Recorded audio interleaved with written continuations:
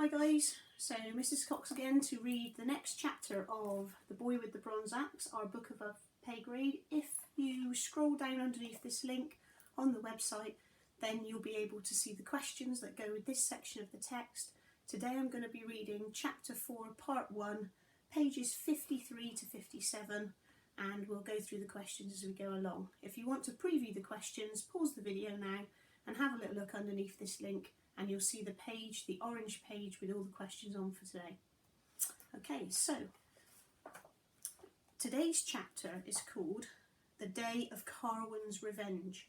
So far we know that Tenko has managed to help the tribe by getting rid of the eagle that was terrorising their sheep and was killing and taking their lambs, and he's got a newfound respect now. Only Carwin and Tresco seem to still dislike him. This chapter is called The Day of Carwin's Revenge, so I wonder what he's going to do. Although it was late spring and the hillsides were warming to the sun, at night there was a keen air that made men seek the peat fires of their hearths. The families gathered round, sitting on stone slabs that served them for chairs. Bruno's hut was the biggest, so often the Skara folk came in friendly fashion to sit round his hearth. Especially they came if Lokar was there and could be persuaded to tell them stories of their tribe.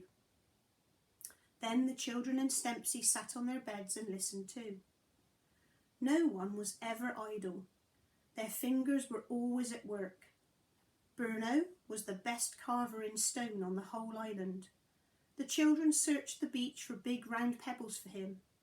These he ground against other stones till they were quite round, and then he polished them with sand till they were smooth. Then, with a flint knife, he chipped pleasing patterns on them.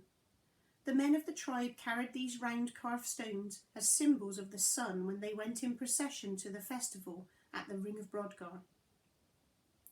Some of the men chipped and polished stones to make axes and hammers. Others shaped small pieces of bone with their flint knives to make needles and awls and pins to fasten their sheepskin cloaks. Stempsy sewed together sheepskin tunics for her family, piercing them with a fine bone needle and threading them with sinews drawn from the sheep. Callie sat cross-legged beside Brocken and Tenko, making headbands of soft lambskin. Into these she fastened the eagle's feathers. They were for Tenko and Brocken to wear when they took part in the great procession to the Ring of Brodgar. Tenko and Brocken were busy too. They were making necklaces of the teeth of sheep. They pierced a hole through the root of each tooth and threaded them together. Brocken's necklace was to be for Stempsy, but Tenko's was for Callie. Only Lokar's hands were still. He sat on the biggest stone slab and peered into the fire as though he could see strange things in the flames and smoke. Now and again he turned his head to look searchingly at Tenko, sitting on the bed that he shared with Brocken. So our first question today is a retrieval question. It just said, no one was ever idle. Their fingers were always at work. What were the men, women or children doing whilst they listened to Lokar's stories? Have a think, and we'll go through the answers in just a moment.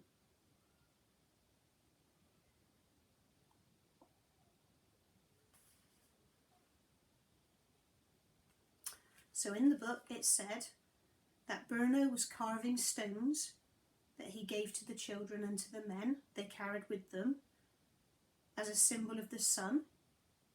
Some of the men chipped and polished stones to make axes and hammers.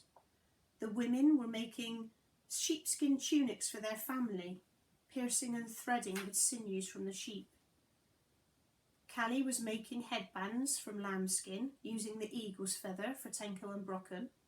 And Tenko and Brocken were making necklaces from sheep's teeth, and they were going to give those to Stempsy and Tenko's was for Callie. Okay, that answers our first retrieval question. What do you see in the fire, Lokar? Bruno asked. Many things, Bruno. Things that have been or things to come, Lokar? Both, my son. The men waited for Lokar to speak, It did not do to hurry him. I look back into the past, and I see many journeys such as Tenko has made. The men's hands fell silent. They fixed their eyes on Lokar. We, here at Skara, are herdsmen. Herdsmen we have been for as long as men can remember. Our fathers and grandfathers and their fathers before them have tended their sheep and cattle in this island of Orkney. But it was not always so. Lokar paused for a moment. His eyes stared at the smoke curling lazily through the wide hole in the roof. Once, our tribe were hunters like Tenko here. We roamed great lands where trees grew. Trees? Lemba lifted his eyes from the clay pot on which he was marking a diamond pattern. Yes, Lemba, trees. You have all seen Tenko's boat by which he came to this island. They nodded. There had been many visits to inspect the dugout canoe. Many hands had felt the wood. In Tenko's land, trees grow as the plants and bushes grow here. Their stems are thick and hard like Tenko's boat. There are so many of them that a man could get lost among them for days. Is that not true, Tenko? Tenko nodded. It is indeed, Lokar. Among the trees we hunt many strange, fierce animals. Tell us about them, Tenko, Lokar prompted him. There are wolves which can tear your flesh from your bones if you are not quick enough with a bow and arrow. There are deer, too, with great branching horns like trees in winter. We have deer on the hills, in Orkney too, but they are not such big ones, Lemba remarked. There are bears, great creatures covered in fur that can stand up like a man. They have strong arms that can crush a man if the bear catches him. The men opened wide eyes of wonder. Wild boars we have too in plenty. If they charge at you, they can roll you over and trample you into the ground. All these we hunt with bows and arrows, Tenko told them. We catch fish too, in our dugout boats, as big as this. Tenko stretched his arms wide in the age-old gesture of a fisherman. Long ago, that was how our tribe got meat too, by hunting and fishing, Lokar told them. Now we have learned to tame our animals and herd them. So, Tenko's people are not so clever and wise as we are. It was Tresco who spoke, with a slight sneer. Tenko bristled. He was about to speak angrily when Callie touched his arm and put her finger to her lips. Lokar was speaking. I did not say that, Tresco. Each tribe has its own ways and its own wisdom. Tenko's people have special skill in hunting and fishing, and they can make boats. They have new weapons too, remember? Tenko's axe can cut more keenly than any of ours. Tresco looked sullen, but said nothing. He remembered Carwin's shame. Our next question is a vocabulary question. It says in the book, Tresco looked sullen. What do you think the word sullen means? Have a think, and we'll go through the answer in just a moment.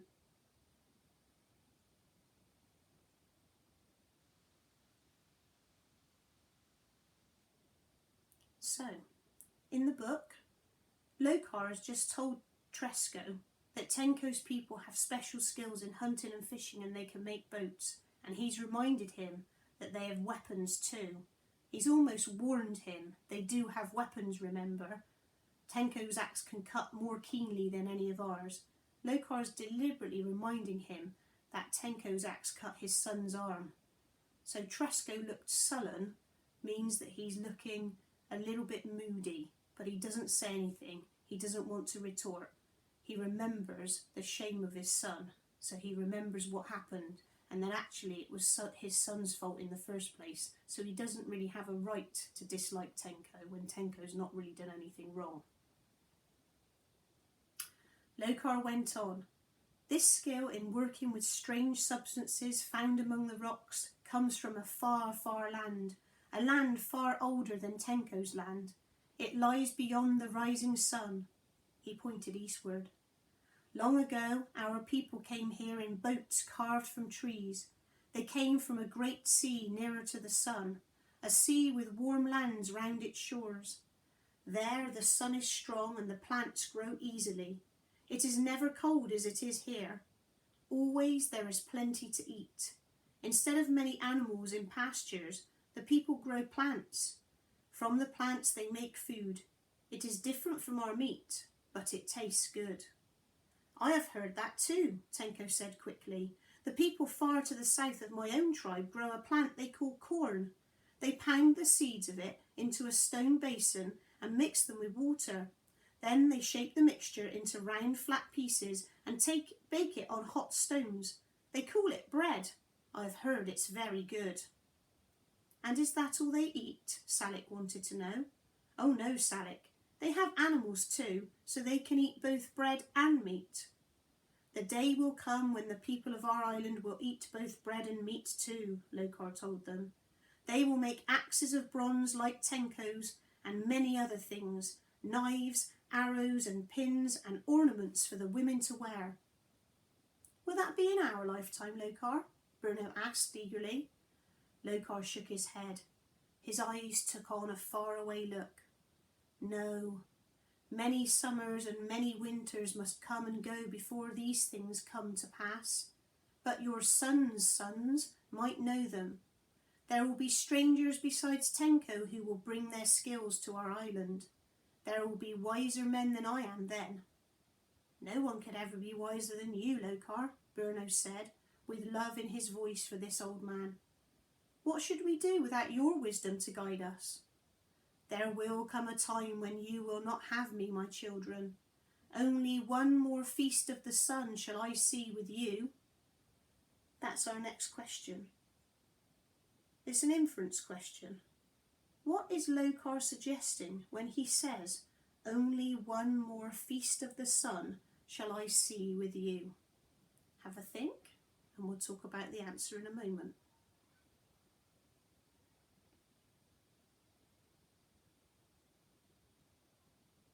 So Lokar says, there will come a time when you will not have me, my children. Only one more feast of the sun shall I see with you. So from the words feast of the sun, we can guess that it must be summertime. So he's saying he's only going to be around for one more summer. He's predicting his own death. The old man's voice took a note of prophecy, and for many of you, it will be the last feast of the sun too. The men looked from one to another. A cold dread settled on them. For which of us, Lokar? For which of us? Salik asked with foreboding in his heart. That I cannot tell you, Salik. Some of you will be spared. Lokar peered into the fire. But the doom will come to Skara. What is this doom, Lokar? Bruno urged him. All that is shown to me is a cloud that comes out of the sea. That is all. A cloud. But it is a cloud of death. Some it will take, few it will leave. And this place, these homes, our tribe built of stone long before us, and where we have lived for so long, will they perish too? Bruno sounded anguished. The doom that takes its people will preserve Skara long after we are dust and men have forgotten us. Lokar made the pronouncement as if he spoke in a dream. Skara will vanish from the sight of men for many, many winters and summers, and then it will stand again for all to see as it is now. That's the end of our few pages in this chapter for today, but there is one more question. It's a predict question. What do you think is this doom that Lokar is speaking of, now that we have historical knowledge about what really happened to Skara Brae? Have a think.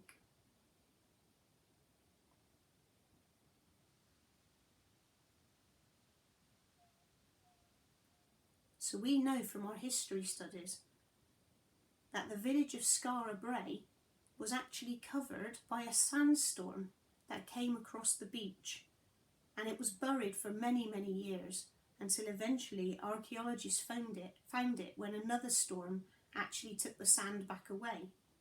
So Lokar is actually predicting and prophesying that actual event that really did happen in this story. That's it for today.